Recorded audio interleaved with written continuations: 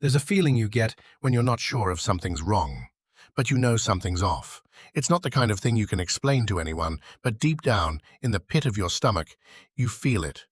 It's like a bruise that hasn't fully bloomed yet, something tender, something you can't touch directly because it might break apart, so you ignore it. I ignored it. For months, I ignored it. I guess that's where it all began. We'd been together for 6 years, married for 3. Sarah was always the one who could make the mundane feel special. I remember the first time we went on a road trip together. We ended up at some dive bar in the middle of nowhere, laughing over bad beer and worse country music. She had this laugh, full of life, like it could fill up an entire room. I didn't think about anything else when she was around. And maybe that was the problem. I took her for granted. I always thought I could trust her. I should have known better, though. It's funny how you can spend years with someone and never see them for who they really are, especially when you're too busy admiring the person you've built them up to be. But looking back, it's obvious I was blind to it. It started small, little things. She'd go out with her friends more than usual, and when she came back, there was this different energy. She'd seem a little too distant, or maybe not quite as excited to see me as she used to be. I told myself I was imagining it. After all, we were busy. We both had demanding jobs. Stress was a part of life, right? Then there was the texting. I'd catch her scrolling through her phone at odd times, at the dinner table, before bed. I never thought much of it, at least not at first. I figured it was work, or maybe just social media, some new hobby she was picking up. But I started noticing that she'd smile sometimes at a text, the kind of smile she used to get when I'd text her something sweet. It didn't sit well with me, but I pushed it aside.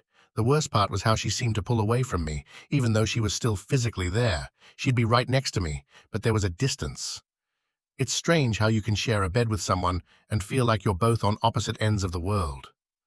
I began questioning everything, the way she laughed at the stupidest jokes, the way her eyes would light up when she talked about someone, the way she'd zone out in the middle of a conversation like her thoughts were somewhere else entirely. The thing that made it worse, though, was how I couldn't bring myself to ask. I think a part of me already knew the truth. I just didn't want to face it. So, I let it fester.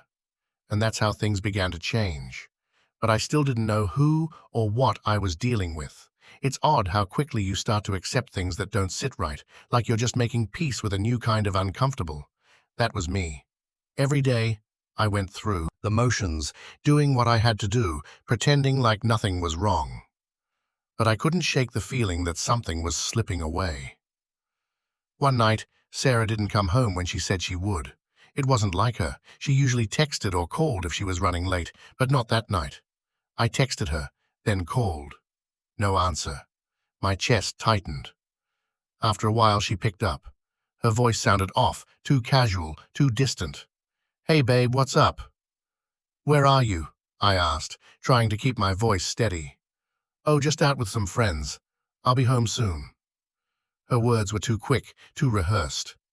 I could hear laughter in the background, the kind of laughter that didn't fit, the kind that wasn't hers. "Who are you with?" I asked before I could stop myself. There was a pause, then a quiet reply. "Just some people from work." I don't know why, but I didn't believe her. It wasn't the lie that bothered me. It was the tone, like she was hiding something. That's when the knot in my stomach twisted. The next few days were a blur. Sarah started staying out more, texting more, all without explanation. I didn't want to check her phone. I wasn't that kind of person, but the urge was there. I didn't need to dig too deep to know something was going on. Then there was Mark, my brother. I hated how often he came to mind. I tried to ignore it, but every time Sarah talked about him, there was this strange undertone, a familiarity that felt too much like something I wasn't supposed to see. He'd been over a few times recently, hanging around more than usual. I couldn't help but notice the way she looked at him, the way they laughed together. It was too much. I wasn't the paranoid type, but I could feel the change. Something was happening between them, and I couldn't push the thought away. It was all starting to fall into place, but I wasn't sure where it would lead. I couldn't ignore the growing distance between Sarah and me. It started with the silence, the subtle shifts in her mood, the way she'd withdraw into herself at the slightest question. I wanted to confront her, but the fear of being wrong held me back. What if I was just imagining things? What if I ruined everything over nothing? I couldn't bring myself to risk it. Still, the feeling gnawed at me. One afternoon I came home early, expecting to find Sarah doing the usual, maybe lounging on the couch or reading. But instead, she was sitting at the kitchen table, her phone in her hands.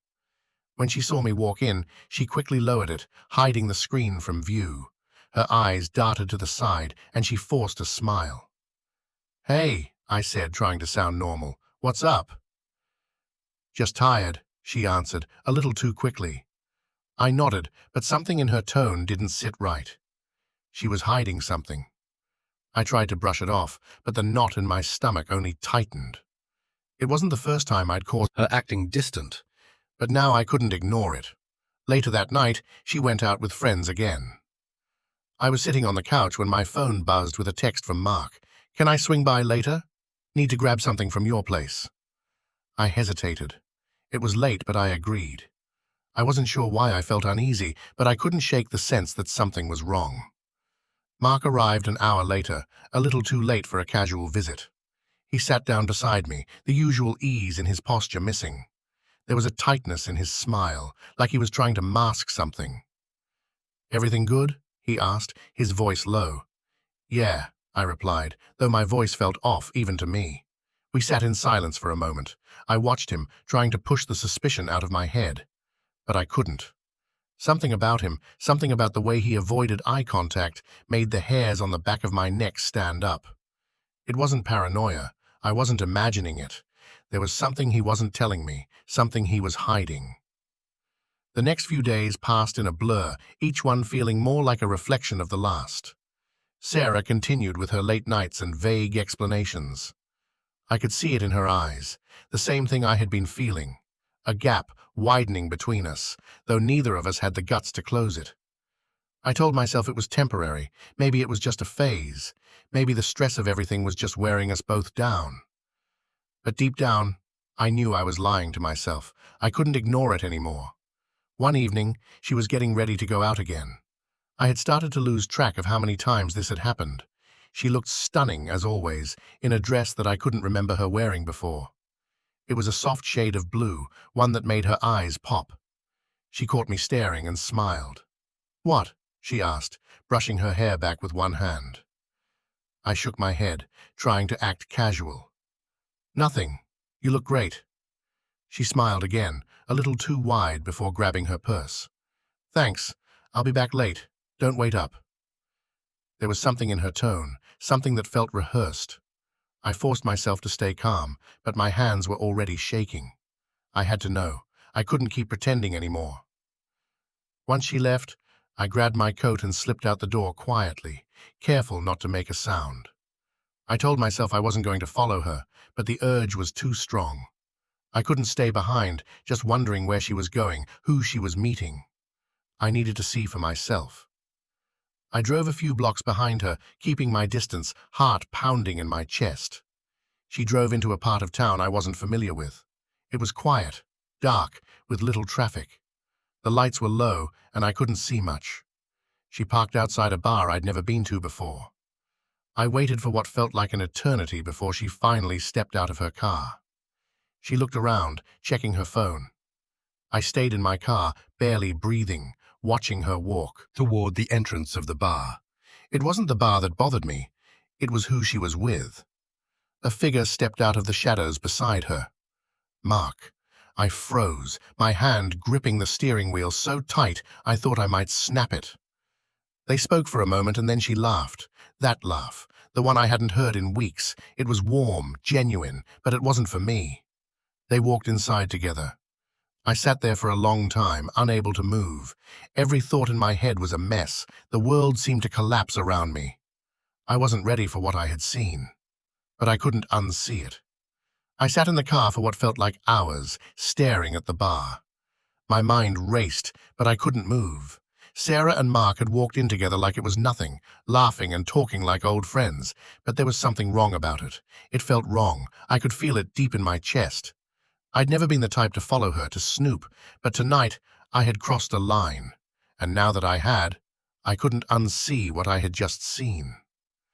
They went in side by side, so comfortable with each other. I thought about all the times she'd gone out and how she'd said it was nothing, just some friends. But I couldn't shake the image of them together. I drove home without really thinking. The streetlights blurred as I sped down familiar roads, but I wasn't really there. My thoughts were still back at the bar. I could feel the weight of what I had seen, even though I had no proof of anything, only the undeniable certainty that something was happening. And whatever it was with Mark. I sat in the driveway for a long time, just staring at the house, unsure of what to do. I could have gone inside, confronted her, demanded answers, but I couldn't bring myself to. What would I say? How could I even start? Eventually I went inside. The house felt cold, empty. Sarah hadn't come home yet. I tried to go to sleep but couldn't. The thoughts circled, getting louder with every passing minute. I couldn't stop thinking about them, the way they looked together, the way she laughed, the way everything seemed so effortless. I thought about how she'd always been so careful with me, how she'd always been honest. But now, she wasn't. When she finally came home, it was late. She staggered through the door, tipsy, her eyes avoiding mine. I was sitting on the couch, trying to act like everything was fine, though my heart was beating out of my chest. "Hey, you're up?" she asked, a little surprised. "I couldn't sleep," I said, my voice colder than I wanted it to be. She gave a half smile, but it didn't reach her eyes. "You okay?" "Yeah," I said, even though I wasn't. "Where were you tonight?" Her expression shifted. "Out with some friends." I stared at her, trying to keep the anger in check. "Mark was with you, wasn't he?" She stopped, frozen for just a second. Then she shrugged. "So what?" I could feel the pit in my stomach grow. "So what? Really?" She sighed, a flash of irritation crossing her face. "I'm an adult. I don't owe you explanations." I wanted to yell, to demand the truth, but the words wouldn't come. Instead, I just watched as she walked past me, heading upstairs like nothing had happened. I was left alone in the silence, still trapped in the feeling I couldn't shake. Something had changed, and nothing would ever be the same again. The days dragged on, each one heavier than the last. Sarah acted like everything was fine. She went through her routine, didn't mention the night I followed her, didn't bring up the tension between us, and neither did I. But I couldn't forget what I had seen, what I knew. We shared a house, but there was no real connection anymore. She came home late, texted constantly, and I couldn't help but watch her movements, her silences. She had become a stranger. I barely recognized her. One night Mark called. It was odd the way he said my name, almost too casual. "Hey man, you around?" "Yeah," I replied, my stomach turning. "What's up?" "I was thinking we could grab a drink sometime. Haven't hung out in a while." It didn't feel right. I'd been avoiding him, avoiding this, but now he was pushing. I didn't trust myself enough to see him, let alone talk to him about anything. Not when everything between us was already hanging by a thread. "I'm good for now," I said, trying to keep my voice even. "Maybe later." "All right, cool. Just wanted to check in." I hung up, but the weight in my chest didn't go away. Mark had always been straightforward, but now there was something different, a strain in his voice, like he knew I knew. I couldn't shake it. So, later that night, I called him back. He picked up quickly, his voice too casual. "Hey, what's up?" "Mark," I said, "we need to talk." The hesitation on the other end was immediate. "About what?" he asked, as if he didn't already know. "Don't act like you don't know," I said, my voice tight. There was a long silence. "I don't know what you think is going on," he said, "but there's nothing to worry about." I could hear the lie in his words. It didn't even sound convincing. "Mark, stop lying." He sighed, then spoke quieter. "Look, man, I think you already know." I froze, my grip tightening on the phone. "I do," I whispered. I didn't need him to say it. I already knew the truth. But he didn't stop there. "I'm sorry, all right, but it's done. There's no going back now." The words hit me like a punch. I didn't ask for an explanation, didn't need one. The silence between us stretched on. Finally, he hung up.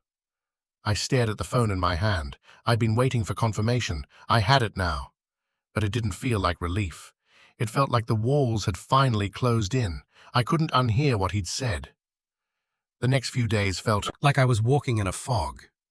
I couldn't escape the truth, but I couldn't bring myself to confront Sarah or Mark. Every time I looked at them, I felt like I was seeing them for the first time. Every little movement, every word, felt loaded with something I couldn't shake off. Sarah was acting like everything was normal, like the last few weeks hadn't happened. She'd come home late, always with the same tired excuse. Work, friends, errands. It was all becoming a blur, but I couldn't pretend anymore. I couldn't lie to myself, even though I wasn't ready to confront her. That evening, I found myself sitting in the living room, watching the door, waiting for Sarah to come back. It felt like I was in limbo, stuck between knowing the truth and not knowing what to do about it. My phone buzzed on the coffee table, a message from Mark. I stared at it, the words jumping out at me.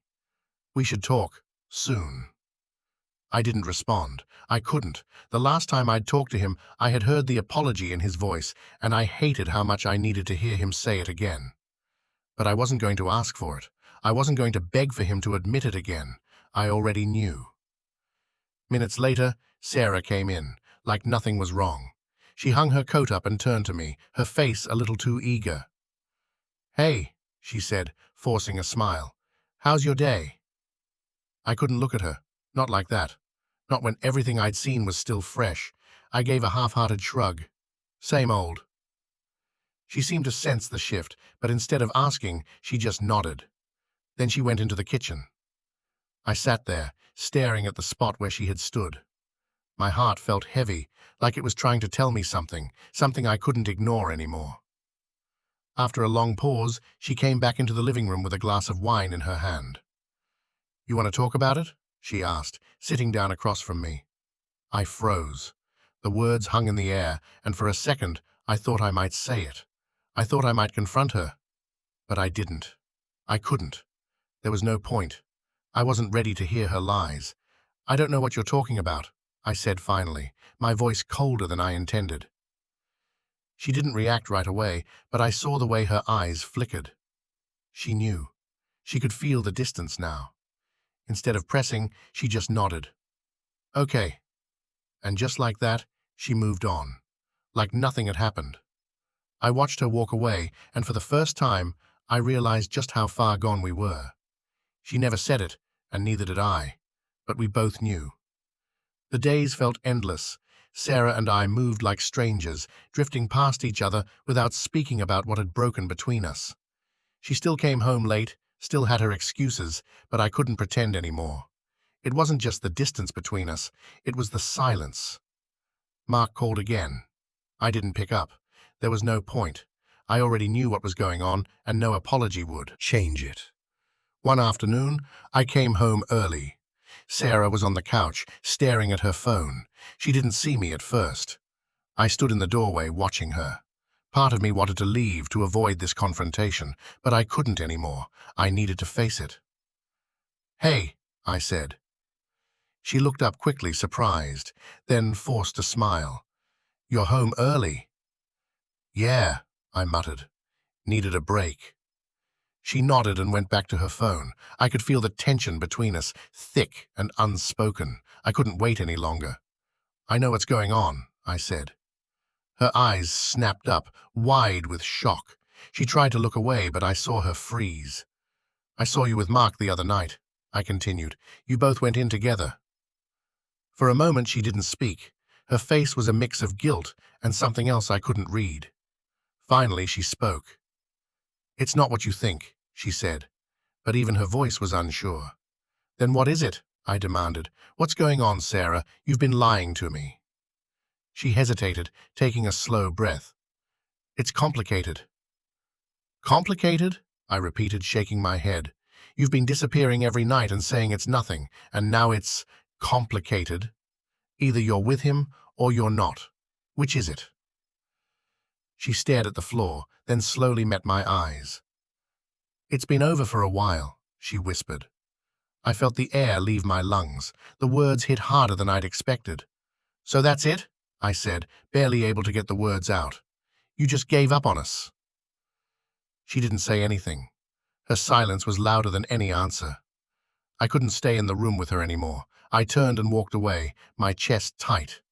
The truth was clear, but I couldn't handle it. I couldn't process it all at once. The days passed in a blur. The house was silent, and so were we. Sarah and I barely spoke. When we did, it was about trivial things. We didn't argue anymore. There was no point. The truth was already hanging between us, unspoken but clear. I knew what had happened. She knew I knew, and yet we both kept pretending. I couldn't stop thinking about what she'd said. It's been over for a while. Those words kept echoing in my head. What hurt wasn't just the end, it was realizing she'd checked out long before I did. She'd made her decision, and I was just the last to know. Mark hadn't called again. Maybe he'd moved on, or maybe he just didn't care anymore. Either way, it didn't matter. I didn't want to hear it from him. I didn't want any more apologies. I wanted the truth, but even that didn't change anything now. One evening, Sarah came home early. She stepped into the living room, her face soft, almost like she was about to say something but then stopped. We stood there in silence, neither of us knowing how to move forward.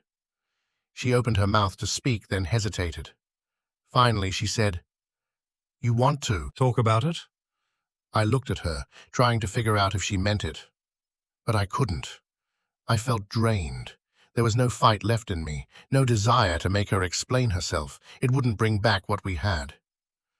"No," I replied, shaking my head. "I don't think I can."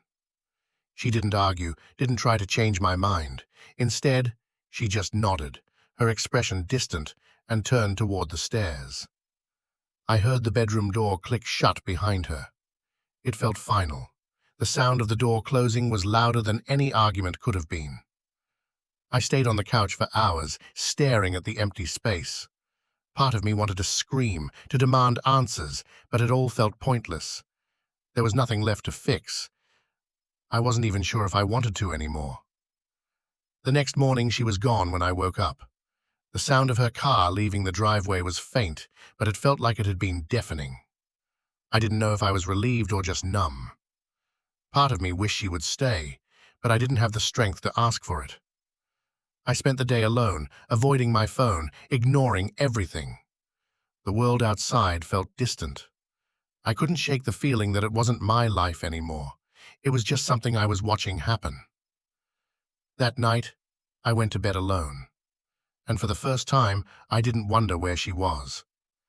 2 days passed without a word from Sarah. I wasn't sure if she was giving me space or if she just didn't care. Either way, I didn't reach out. What was the point? We were already past the point of repair, and I wasn't about to pretend otherwise.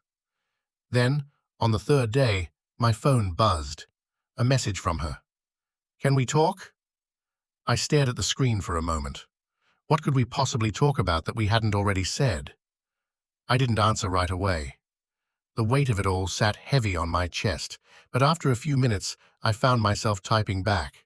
"When?" A reply came quickly. "I'll be home in an hour." I didn't know what I expected or hoped for, but when she walked through the door an hour later, it didn't feel like a reconciliation.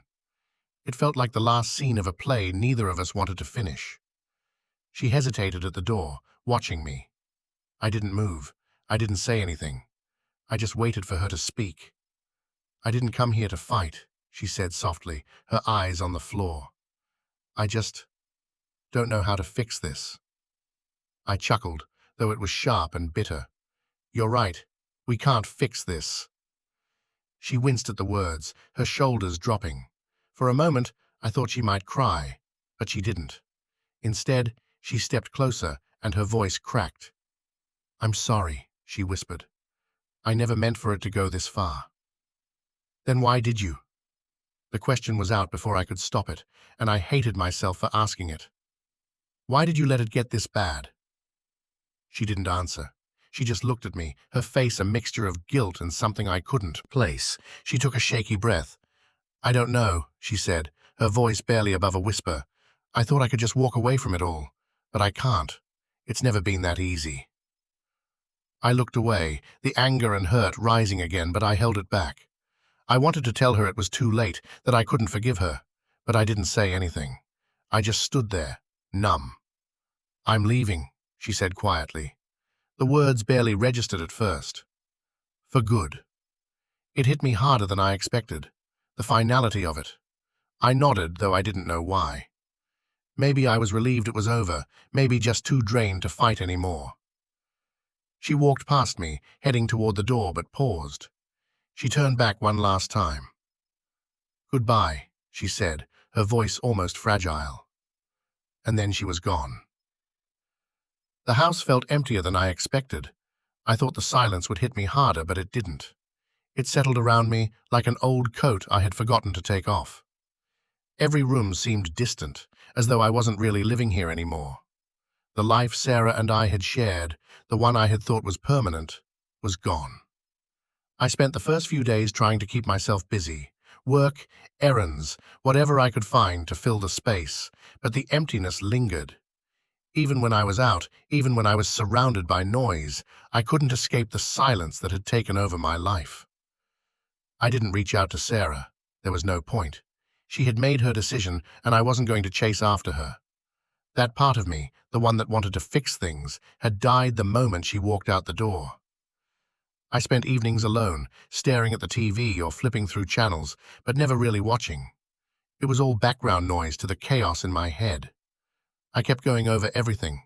The signs, the lies, the small things I should have noticed. How had I been so blind? How could I have missed the change in her? I'd been in a fog for months, unable to see past the facade we'd built, but now it was all too clear. I was angry, but mostly I was disappointed. Disappointed in myself for not trusting my instincts, for not facing the truth sooner. It was a week before I heard from her again. A text, short, simple. "I'm sorry. I hope you can find peace." I stared at it for a long time, reading the words over and over. It didn't feel like an apology, not really. It felt like closure, but a kind of closure I wasn't ready for. I wasn't sure what I expected from her.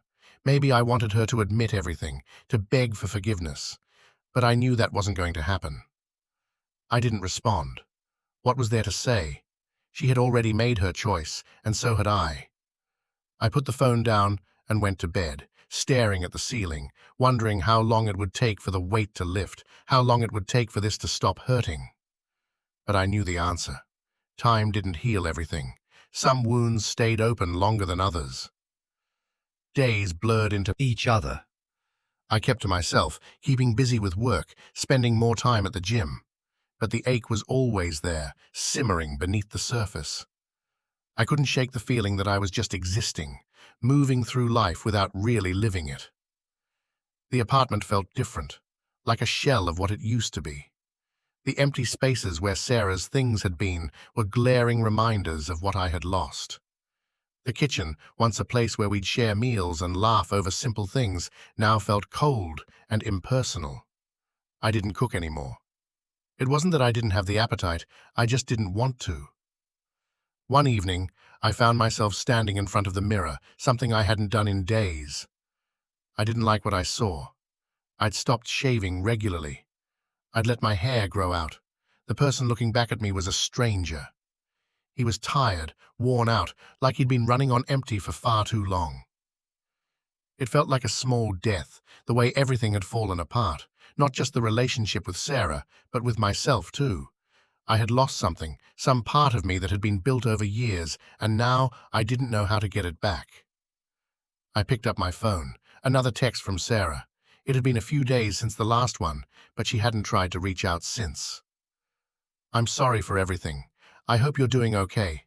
I stared at the words, my thumb hovering over the screen. Part of me wanted to respond, to tell her I was fine, that I was better off, but I knew that wasn't true. I wasn't fine. I wasn't okay. The thought of it felt hollow. I put the phone down without responding. I wasn't ready to have that conversation. I wasn't ready to pretend it didn't hurt. Later that night, I went for a walk to clear my head. The streets were quieter than usual, empty, the night air cold but refreshing. I walked aimlessly, my thoughts trailing behind me like a heavy weight. I didn't know what I was looking for. Maybe peace. Maybe a sign that this was all meant to be. but it didn't come. All I had was the sound of my footsteps echoing on the sidewalk, a constant reminder that everything had changed. When I came back to the apartment, it was late. I didn't bother turning on the lights. I just sat in the darkness, staring at the empty space around me. I didn't know how to move forward, but I knew I couldn't keep looking back. The days stretched on. I started to fall into a rhythm, though it wasn't the kind of normal I was used to. I wasn't exactly moving on, but I was learning how to survive without her. Work became my distraction, the only thing I could focus on without feeling the weight of everything else. But even at work, I felt like I was playing a part. I couldn't fully connect with anything anymore. Conversations felt shallow, interactions mechanical. I'd catch myself zoning out, thinking about Sarah, wondering if she was okay, or if she was already moving on. I didn't want to care, but I couldn't stop myself from wondering. I wasn't ready to forgive her, but the anger was starting to fade. It wasn't peace, not by a long shot, but it was the closest thing I had to it. I told myself that one day I'd look back at this and feel nothing, but I wasn't there yet. It had been a month since she left, a month since the last time I saw her. I still hadn't packed up her things. Her clothes, her books, her photos were all still where she'd left them. I couldn't bring myself to do it. It felt like if I packed them away, I was admitting it was really over, and part of me wasn't ready to admit that. One Saturday afternoon, I sat on the couch, flipping through TV channels without really watching anything. My phone buzzed, pulling me out of my daze. It was a text from Sarah. "I'm moving. I'm taking the rest of my stuff today. I didn't want to do this over text, but I think it's time." I stared at the message for longer than I should have. The words felt final, but there was nothing surprising about them. Of course she was moving. Of course she was taking the last of her things. It was the last step in a process that had started long before that conversation in the living room. I didn't know how to feel. Part of me wanted to beg her to come back, to ask for one last chance. But I couldn't bring myself to do it. That part of me had died a long time ago. Instead, I took a deep breath and responded. "All right." I put the phone down and sat back, the silence feeling heavier than it had before. I didn't know what I was supposed to do with myself, with my life, now that she was really gone. An hour later, I heard her car pull into the driveway. The sound of the door opening and closing hit me like a wave. I stood up, walking toward the front door, unsure of what to expect. When I opened it, she was standing there with a few boxes in hand. She looked the same, but somehow different. The girl I once knew was gone. The woman in front of me was a stranger. She looked at me, her face soft but distant. "I'll take the rest tomorrow," she said quietly. "This is all I need for now." I nodded. We both stood there in the silence, not knowing what else to say. There was nothing left to say. And just like that, she was gone again. I stood in the doorway watching her leave, the finality of it sinking in. She didn't look back, not once. The last of her presence had just walked out of my life, and I was left standing there empty-handed. The world felt both smaller and heavier at the same time. I closed the door slowly and leaned against it, the silence in the house pressing down on me like a weight. I hadn't expected it to feel so final, but it did. It felt like the last page of a book that I couldn't bring myself to finish. I looked around the living room, at the empty space where she used to sit, where we used to talk for hours, laugh about dumb things. It all felt like a dream I couldn't wake up from. I'd been going through the motions, telling myself I was fine, but now that she was gone for good, it hit me all at once. The anger, the hurt, the loneliness, it all rushed to the surface. I didn't know how to feel, but I knew I couldn't keep pretending that everything was fine. I grabbed a bottle of whiskey from the kitchen and sat on the couch, staring at nothing. I didn't care anymore. I didn't care about getting back to normal, or pretending like I had it all together. What was the point? The life I thought I had was gone, and I wasn't sure I even wanted it back. I spent the rest of the night drinking, the liquor burning as it went down, trying to numb the ache that wouldn't go away. But it didn't help. No matter how much I drank, the hollow feeling stayed. Eventually, I passed out on the couch, the empty bottle beside me, the weight of everything hanging in the air. When I woke up the next morning, the house was quiet again. But this time, it felt different. It wasn't the silence of her absence, it was the silence of acceptance. I had no idea what came next, but I knew I couldn't keep living in the past. The days after Sarah left felt like a blur, but something in me had shifted. I stopped waiting for the world to change back, stopped clinging to memories that didn't belong to me anymore. I couldn't rewind time, couldn't go back and fix everything that had gone wrong. What had happened, and the pieces were scattered in a way that couldn't be put together again. I spent the next few weeks clearing out the rest of her things. I didn't want to, but it was the only way to begin untangling the mess that was left. There were things I had forgotten about, photos, books, small trinkets that had once meant something. I packed them up quickly, not allowing myself to linger on the past. I remember the moment I realized I wasn't angry anymore. It wasn't sudden. It wasn't a single, clear-cut moment of clarity. It happened slowly, like the fog finally lifting. It wasn't forgiveness, not really. But it was something close. Acceptance, maybe. That what happened between us was part of a bigger picture, one I didn't fully understand yet. One evening, a few weeks after she left, I walked through the park near my apartment. I hadn't done that in a long time. The sun was setting, casting long shadows across the grass. It was quiet, peaceful. I could hear kids laughing in the distance, the sound of leaves rustling in the breeze, and for the first time in a while, I felt like I could breathe again. I didn't feel whole yet. I didn't feel fixed, but I felt like I was on the road to something. The pain of what had happened was still there, but it didn't control me anymore. I didn't need closure from Sarah. I didn't need anything from her anymore. I had to take that power back for myself. Life would move on. I would move on. It wouldn't be easy, and it wouldn't happen overnight. But it was a start, and for the first time in a long time, I didn't feel completely lost. As I walked home that evening, the city lights flickered on, and I realized that the future was uncertain, but it was mine to shape. And for the first time, I was okay with that.